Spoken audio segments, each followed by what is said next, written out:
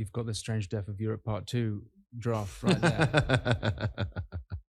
Douglas, I want to end on a more wholesome tone. You've got a beautiful column at the Free Press where you write about poetry. I know it's one of your great loves. We are in the Holy Land. Israel is deep in the British imagination. It's in the hymns we sing. It's the poetry, whether it's Blake. I was reading G.K. Chesterton's book on Jerusalem, or him coming from England to Israel in 1920, coming here.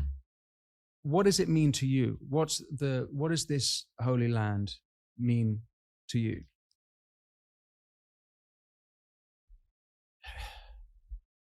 Gosh. When you first come here, as I did some 20 years ago now, it's extraordinary. And it's extraordinary for lots of reasons. One is everything is so visceral and everything rings. I remember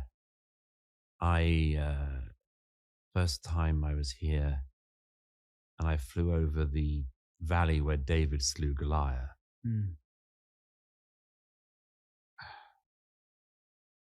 I remember the feeling in Jerusalem the first time I was there. Somebody gave me directions to get to somewhere. I think it was the Church of the Holy Sepulchre. He said, you take a right at the Via Dolorosa. That's better than you take a left at Hammersmith Broadway. I remember once saying to somebody, a beautiful church, Palestinian Christians actually, that had been built nearby. It was the first church for a while been built in this particular area. And I said to somebody, I said to one of the locals who had finished building the church, I said, what's the name of the church? He said, the Church of the Transfiguration. I said, that's a wonderful name. Why did you choose that? He said, well, in the Holy Land here, we tend to name churches after the site to the nearest biblical story, and the Transfiguration happened there. And I could give 1,000 stories like that. It's an incredibly powerful land because you know it's a place where something happened. And whether you're a believer or a non-believer, it's of course in some ways it's sometimes powerful in a particular way more for a believer, but even for a non-believer or a doubter like me, it's just filled with resonances and power and reverberations. I mean, I once came back from a conflict here, and I remember I slipped into evensong in a cathedral which I was nearby, and one of the first lesson was included just by chance. It was just that day. It was and lo, the peoples of Syria did wage war upon the Israelites. You just go, well, I've seen that again recently. And it's enormously powerful for that reason, among others. If there are other reasons, and there are many, too many really to list, one is I see this as being a country which is a triumph of, as my late friend Jonathan Sacks once said, it's a triumph of, he said, probability over possibility. Possibility over probability. That was it. It's a country that has, I mean, there's been obviously 3,000 years of claim to this land by the Jewish people, and it's the only place they really have as home. And I mind, by the way, very much and I know what they're doing, the enemies of this country. I know those people who think they're doing good, but you think, this is the only place in the world where Jews are actually safe. Why? Because it's the only place where they're allowed to defend themselves. And the lesson of history is the Jews can't give their defense to anyone else. If you go to the ghetto in Venice, or you go to the various scenes of atrocities across Europe, particularly in Central and Eastern Europe, you know that the Jews can never again, ever, be in a position where their security and their safety is in the hands of anyone but themselves. Hmm. And that's a very powerful and important thing. And when people say, oh, I'm not singling out Israel, sorry, mate, you are. Yeah. You just are. It's the one place the Jews are allowed to defend themselves. You are singling them out. And so it's that. I felt it coming here, the journey leaving London and seeing all the torn hostage posters everywhere, the whole journey all the way to the airport. Disgusting. And then coming here and the hostage posters are untouched. Yeah. And there's graffiti says fuck Hamas. And I always thought that England was a safe place for the Jews. Now I know there's moments of history where it's not been a safe place for Jews, but it's a hell of a lot better than what happened on the continent or in Russia or in anywhere else in the world. Maybe America was better, but coming here, in this moment, I don't feel that way about England. Many Jews who are terrified in England. And so I absolutely agree with you that this is the only safe place for Jews. And it's the place where the Jews will fight, and they have to. And my view is that it's quite wrong for other people to tell them how they should fight and how they should survive. I mean, as I said to you at the beginning. You know, as Douglas talks about his love of Israel, reminiscing about his past visits, to Israel, the Israeli people, the culture, the history, the traditions, all of that. He also talks about the place where it's the only place in the world where Jews can somewhat feel safe. From the anti-Semitism, the hatred, the bigotry, the racism that the Jewish people face in other parts of the world, other parts of the globe. As Winston was talking about, that Jews, how they feel still are very scared now living in England and in other cities across Europe because of the rise of Islamism and the terrorists that are, Islamists that are allowed to flourish and perpetuate their hate and everything in Western Europe. So here's the thing I tell people, and this is what Douglas talks about and everybody else.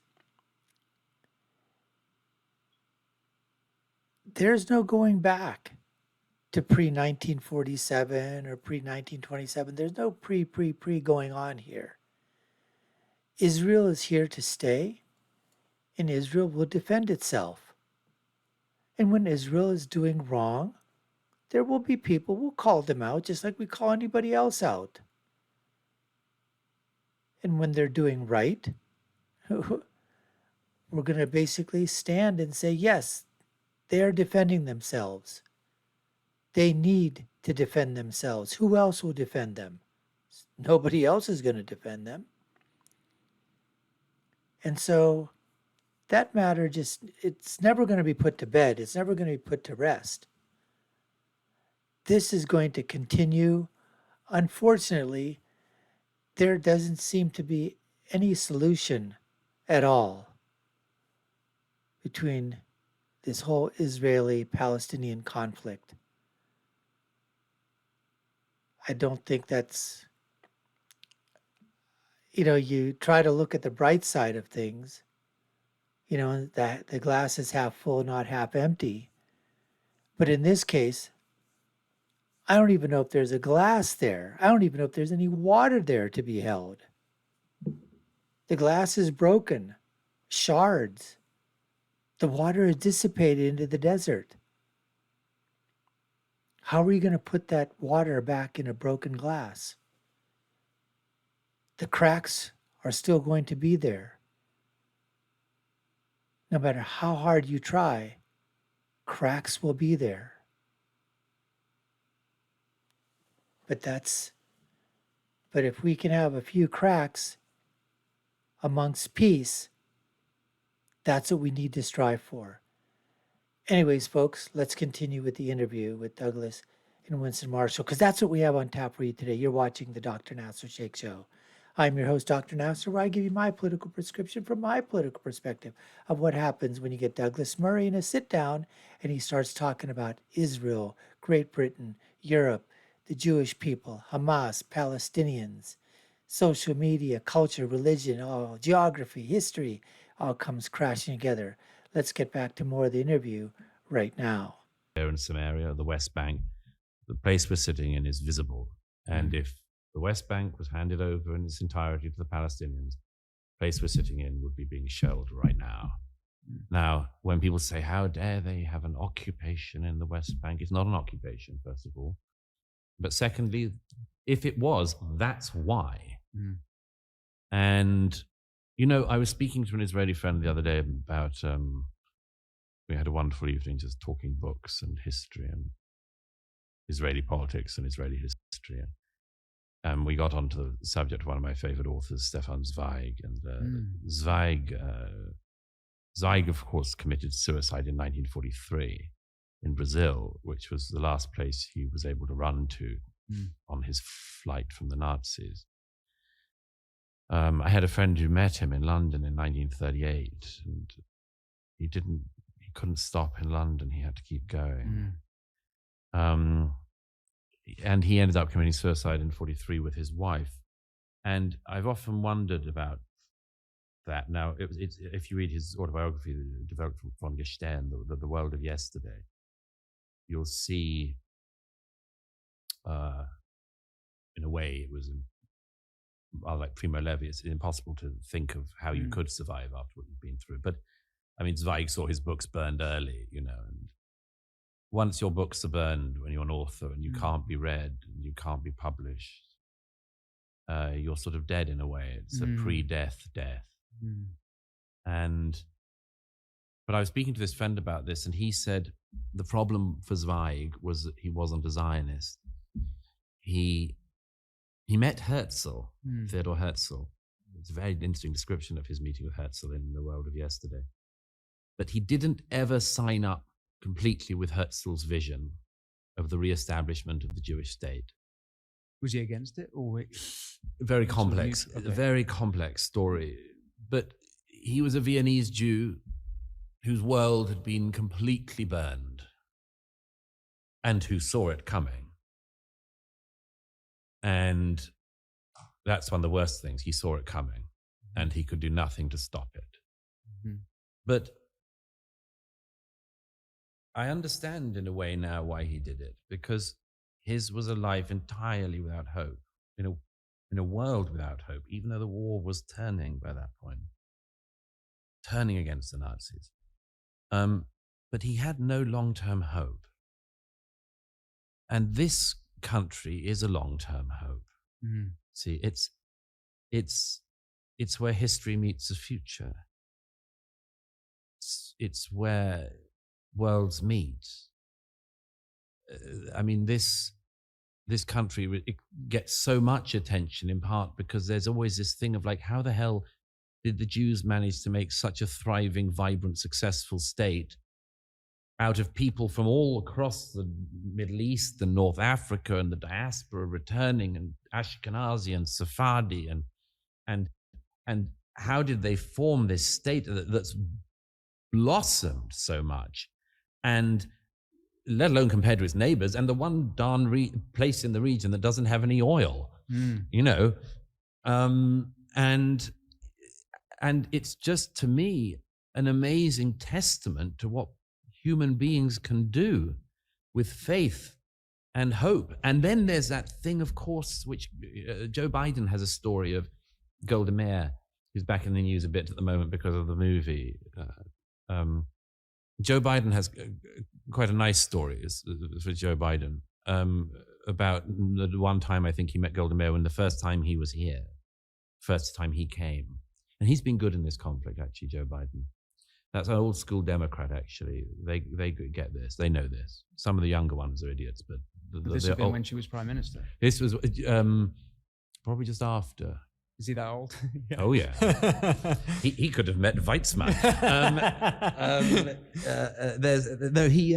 But he has a rather lovely story that he says Golda Meir at some point, sort of took him by the arm, and they were talking about Israel's defense and what the threats were and so forth. And Golda Meir apparently said took Joe Biden by the arm, and she said, well, we have a secret weapon. And he thought she was going to say it. Yeah. And he said, well, what's that? She said, we have nowhere else to go. And, if the enemies of this country had their way, and I am not using hyperbole at all, if the enemies of this country had their way, they would finish the job of Adolf Hitler.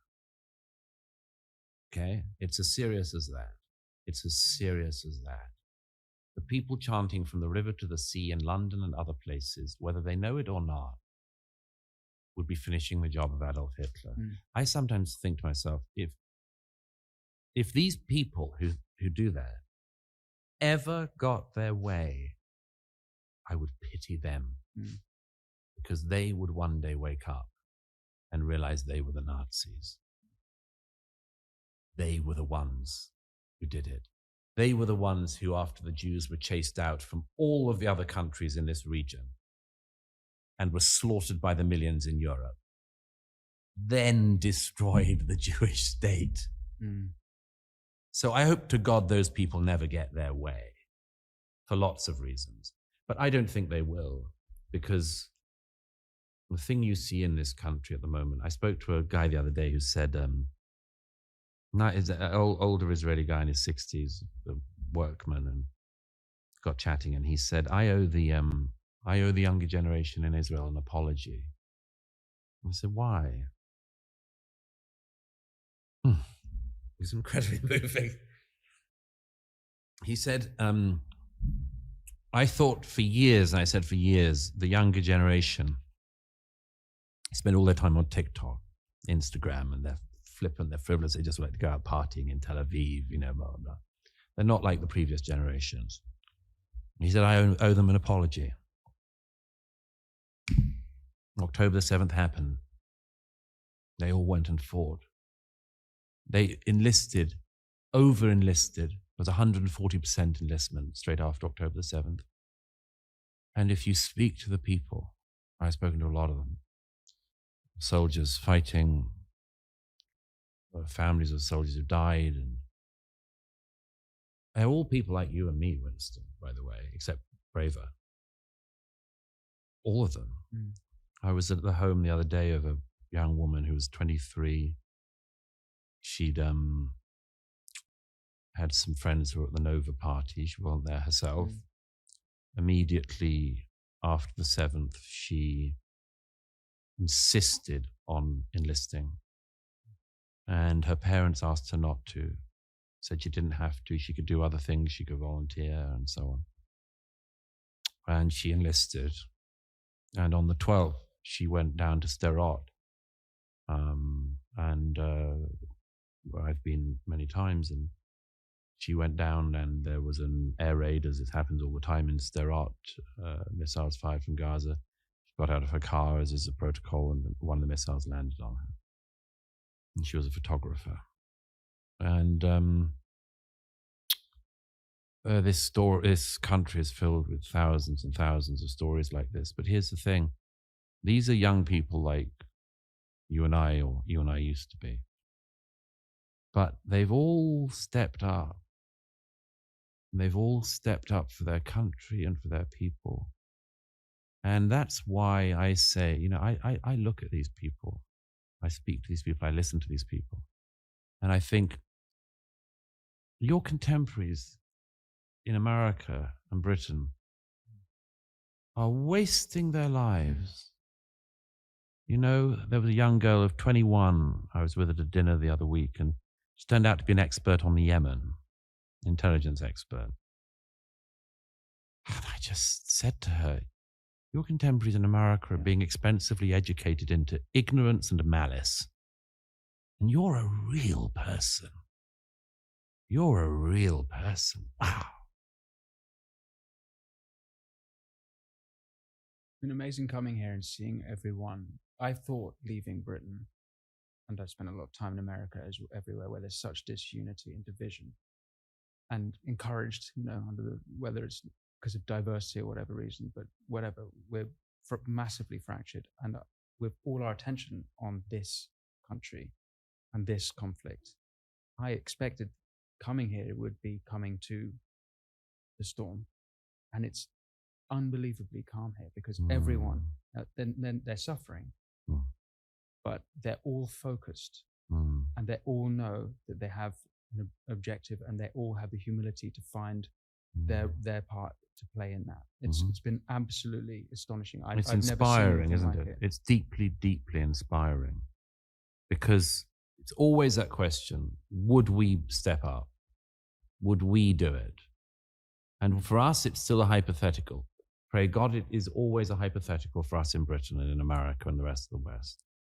Not a hypothetical here. They've been tested again. And they haven't been found wanting at all. They've been weighed in the balance and found to be magnificent. And that's why the world shouldn't be thinking, why doesn't Israel behave more like the rest of the world? In my view, the rest of the world should be thinking, why aren't we more like Israel? And the final thought on that, it's because Israel lives in reality. Israel lives in history. And what I mean by that is not just the past. I mean, in that events are going on all the time. In Britain and in the West in general, we live in this post-historical dream still, where there are no enemies, where the jungle isn't there. And you can't afford that here. Here, the people who are down the road from us having drinks tonight and dancing aren't dancing in a trance. They know that they're only dancing because their brothers and sisters and friends tonight are fighting Hamas in Gaza, and are standing guard at the northern border, and are patrolling in the West Bank. So you can't take it for granted here, and they don't, but they still live. And that's the final just wonder of this country and its people, in my mind, is it goes back to that very beginning, the first commandment: choose life. Choose life that you and your descendants might live. That's what they're doing every day. On that note, Douglas Murray, thank you so much for speaking with me. Absolute pleasure. Been a pleasure. Thank you. Just a great, great interview. Douglas reminiscing about, his conversations, his talks with various Israeli people, younger generation, middle-aged generation, the older generation, deep love and respect of the Israeli people, what they have to go through on an everyday basis, being on guard, making, that they're living in the moment, that there are people that are connected and not divisive. Sure, they've got their political institutions and they probably have obviously they've got the political parties that are in the middle of the road, extreme far right, center left, extreme left. You're going to have these. You're going to have opinions. You're going to have that. But when the time comes for a national emergency, a national day of horror that occurred, a terrorist attack on your country,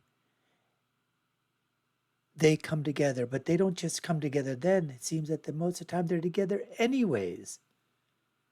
And when Douglas asks is that whether or not America or Britain would make that call today, they did it before.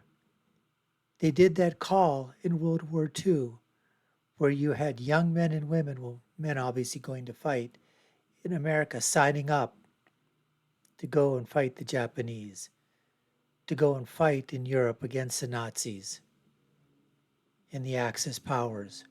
And And the same thing happened with the lads in Britain. And so, I mean, even you could say, even for at that time, Russia, for Mother Russia, what did the youth do? And the young men and women signed up to fight the Nazis because they knew if they didn't, it was over.